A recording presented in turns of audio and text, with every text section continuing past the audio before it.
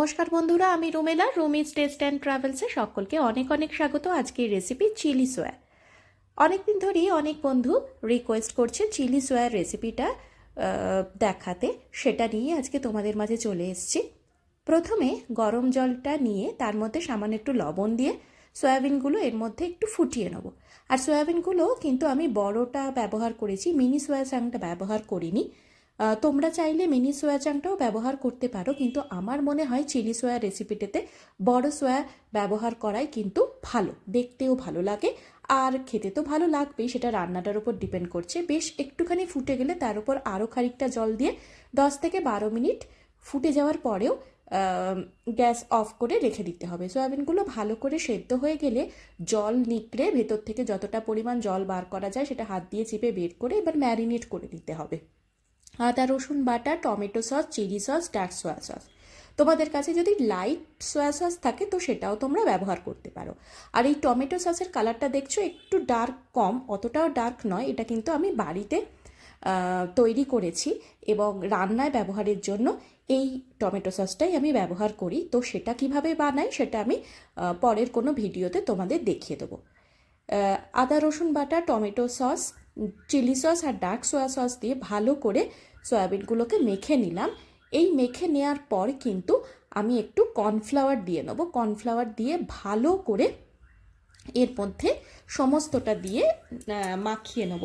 আর একটা কথা বলে দিই, আমি কিন্তু এখানে নুনটা আলাদা করে ব্যবহার করিনি, কারণ চিলি সসে, সোয়া সসে কিন্তু নুন বেশ ভালো পরিমাণে থাকে। আর এটা তোমরা আগেই দেখেছো, সোয়াগুলোকে যখন সেদ্ধ করেছি তখনও কিন্তু জলের মধ্যে লবণ দিয়েছি। তাই নুনটা খুব বুঝে শুনে কিন্তু তোমরা ব্যবহার করবে। খুব বেশি নুন হয়ে গেলে কিন্তু খেতে একেবারেই ভালো লাগবে না। এরপর সাদা তেল নিতে হবে কড়াইতে। ভালো মতন তেলটা গরম হয়ে গেলে ম্যারিনেট করে রাখা সোয়াগুলোকে ভেজে নিতে হবে। আচ্ছা, এই ম্যারিনেট করা অবস্থায় কতক্ষণ রাখবো তোমাদের মনে প্রশ্ন আসতে পারে। 15 থেকে 20 মিনিট মতন ভালো করে কোটটা হতে সময় দেবে, যাতে কর্নফ্লাওয়ারের কোটিংটা খুব সুন্দরভাবে হয়ে যায়। আর দেখতেই পাচ্ছ সোয়াগুলো কি সুন্দর কালার হয়ে গেছে, একেবারে ব্রাউনিশ ব্রাউনিশ কালার এসছে। দু পিঠে উল্টে উল্টে ভালো করে ভেজে নিতে হবে 2 থেকে 3 মিনিট সময় ধরে। ভালো করে ভেজে নেওয়ার পরে সেগুলো আলাদা পাত্রে তুলে রাখতে হবে। আর একটা কথা বলে রাখি, এগুলো কিন্তু আমি সমস্ত সোয়াগুলোকে একসাথে ভাজিনি, ব্যাচ ওয়াইজ 6টা 7টা বা 10টা দিয়ে ভাগে ভাগে ভেজেছি। একসাথে কিন্তু ভাজতে যাবে না, তাড়াহুড়ো করলে কিন্তু পুরো জিনিসটাই নষ্ট হয়ে যাবে। সেই জন্য তোমাদের ব্যাচ ওয়াইজ পরপর একটু সময় ধরে একটু দাঁড়িয়ে থেকে ভাজতে হবে। সয়াবিনগুলো ভালো করে ভেজে নেওয়ার পরে আমরা পরবর্তী স্টেপে চলে যাব। দেখছো এগুলো কত সুন্দর কালার হয়েছে, আর এগুলো কিন্তু চা কফির সঙ্গেও খেতে খুবই ভালো লাগে। যাই হোক, আমরা তো চিলি সোয়া রেসিপি করব।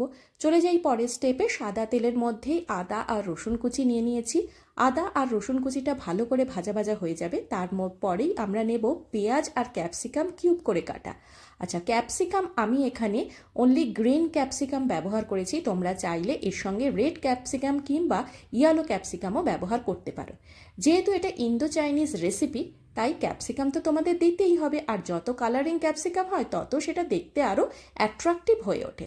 যা হোক, এই সময় কিন্তু তোমাদের গ্যাসের ফ্লেমটা একটু হাই করতে হবে। হাই গ্যাসের ফ্লেম করলে কিন্তু এটা একটা ক্রাঞ্চি ব্যাপার থাকে। লো ফ্লেমে যদি ভাজো এই পেঁয়াজ আর ক্যাপসিকাম, তাহলে কিন্তু এগুলোর ক্রাঞ্চি ভাবটা থাকবে না আর নেতিয়ে যাবে। সেটা কিন্তু অবশ্যই মাথায় রাখবে। বেশ 5 থেকে 6 মিনিট ভালো করে ভাজার পর আদা রসুন কুচি, ক্যাপসিকাম আর পেঁয়াজ, তারপরে চিলি সস, সোয়া সস আর টমেটো সস একসাথে নিয়ে ভালো করে কষিয়ে নিতে হবে। পেঁয়াজ আর ক্যাপসিকামের সঙ্গে এই সসগুলো ভালো করে ভাজা ভাজা হয়ে যাবে। তারপরে কিন্তু একটু তোমাদের নুন অ্যাড করতে হবে, আর একটু টেস্ট করেও তোমরা দেখবে যে নুনটা ঠিক কতটা পরিমাণ হচ্ছে আর ঠিকঠাক হচ্ছে কিনা। আর এর পরেই মানে ক্যাপসিকাম আর পেঁয়াজটা যখন ভাজা হয়ে যাবে তারপরে কিন্তু ভেজে রাখা সোয়া চাংগুলো এর মধ্যে দিয়ে ভালো করে নাড়াতে হবে। দেখছো কালারটা কত সুন্দর হয়েছে। আর আমার কাছে নেই বলে, না হলে যদি ক্যাপসিকামের ইয়েলো আর রেড ক্যাপসিকামটা থাকতো তাহলে কিন্তু এই রেসিপিটা আরও অনেক কালারফুল হতো। সুন্দর করে কষিয়ে নিয়েছি, অল্প একটু নুন দিয়েছি কারণ একটু নুনটা কম লাগছিল।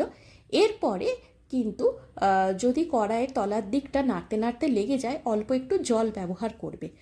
আর সেটা তোমাদের বুঝে যে কতটা, এটা কিন্তু ঝোল টাইপের একেবারেই হবে না, তোমরা সেটা অবশ্যই জানো।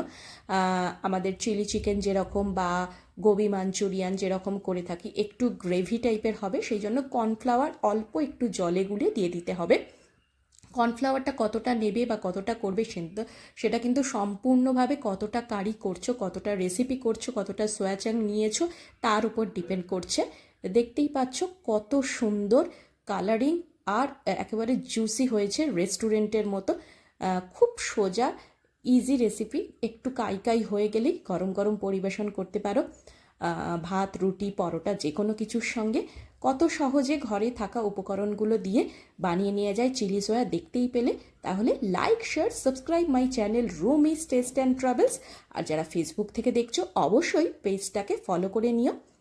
আর যদি বাড়িতে গ্রিন অনিয়ন থাকে তাহলে সেটাও কিন্তু ওপর দিয়ে ছড়িয়ে দিতে পারো।